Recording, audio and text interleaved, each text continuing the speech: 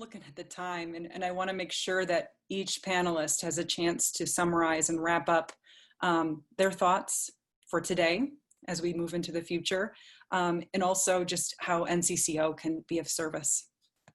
So why don't we just move right into that? I'll start with Dr. Gill, please. How NCCO can be of service as we talk about this is, I think, first of all, things like this, discussions like this, where we have the opportunity. I think that as we do our national conferences, being very intentional in those conferences about having discussions and repertoire standards, conversations that discuss specifically a broader concept, because we all have to be, I think, give each other grace in the sense that everyone is coming from the, like it's been said, knows what they, don't know what they don't know. The education you receive is the education you received. You're from where you're from. You can't help those things, but we can, as an organization, be intentional in making sure that we are able to see all music across the ethnic strata as significant, as important, as valuable, regardless of whether or not it was taught to us in that music history class. The composer was taught to us.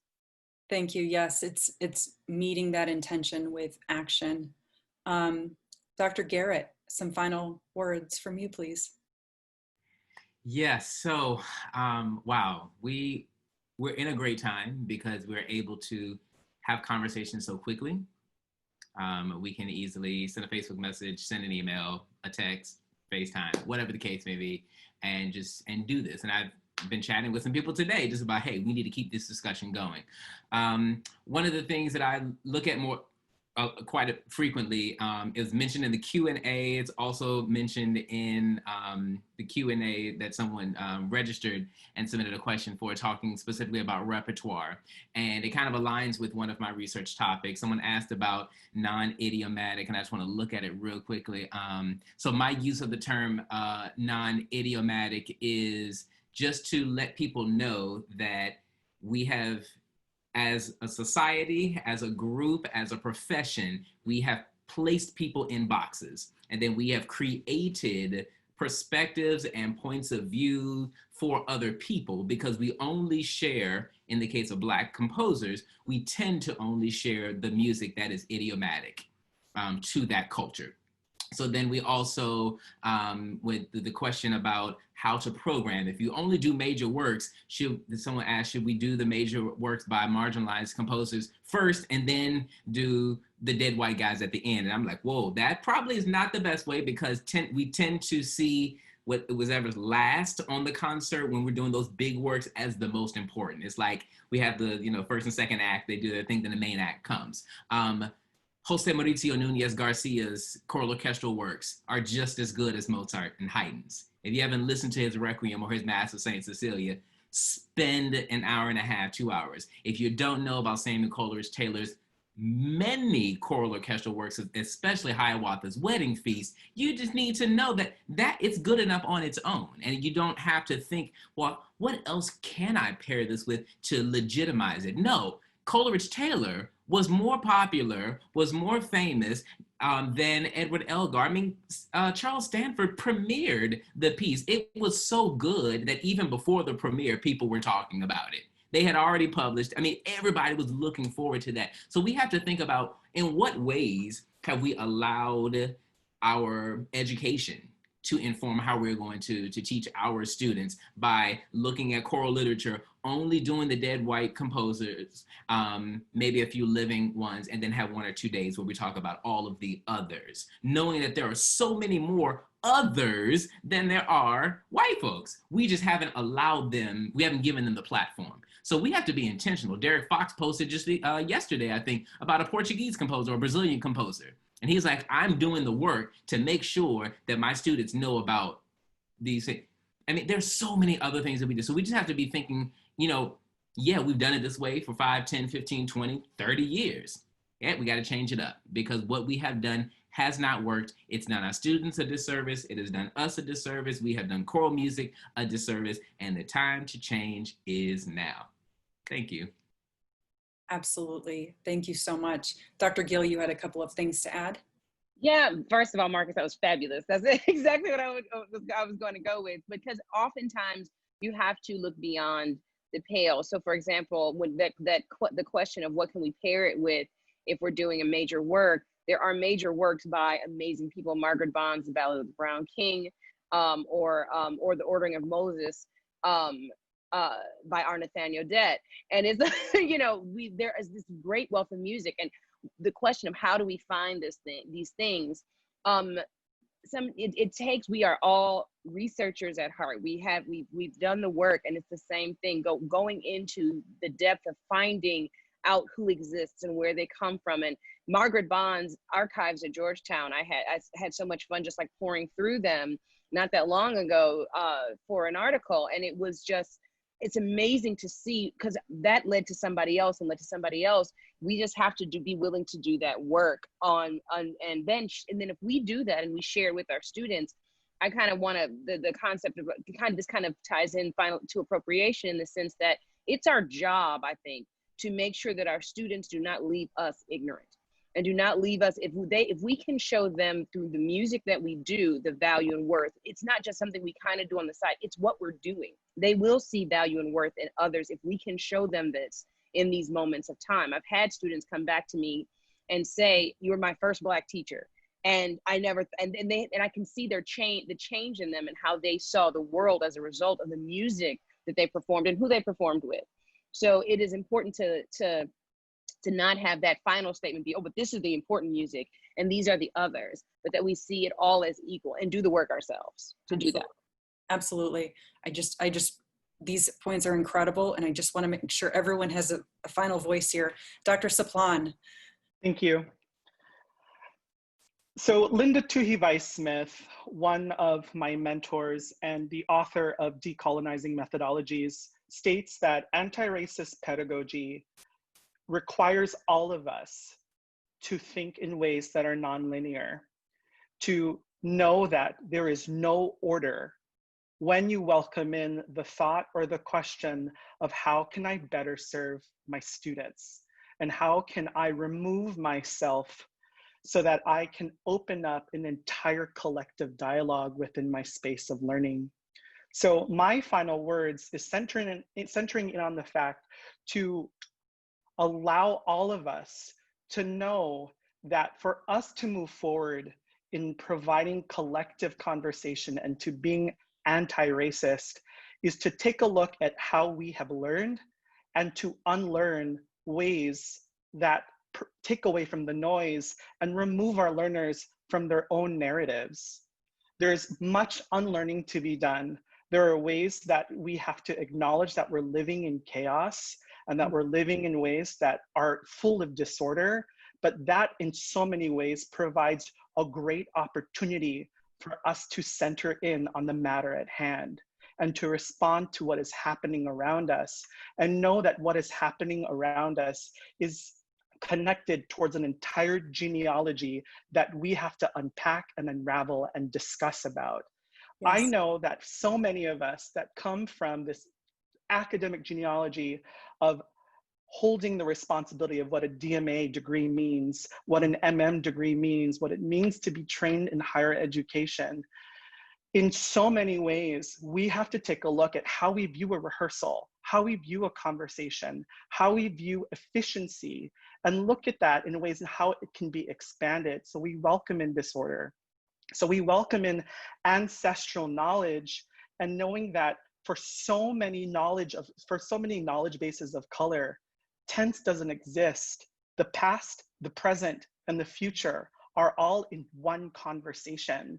So we have to welcome in and challenge our realms of efficiency, challenge our modes of literature, and challenge how we facilitate our own respective pedagogies. Very powerful. Yes. Yeah. Yes.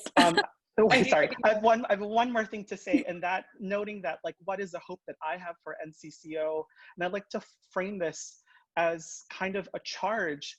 And as a untenured professor of color, and noting that so many of my colleagues within NCCO identify as the only one in their department. I am the only blank in this committee. I am the only blank Also, so many of us feel compelled to wear our skin in our research. So many of us compelled to bring in who we are as also our expertise. Well, we have also learned the works of Bach and Beethoven and Brahms because of our academic genealogies. It's time for NCCO to open up a space of mentorship that creates a dialogue for what does it mean to be a colleague of color that is tenured, and how can I provide conversation, space, and learning for those of us that are still navigating a very patriarchal and oppressive system of tenure.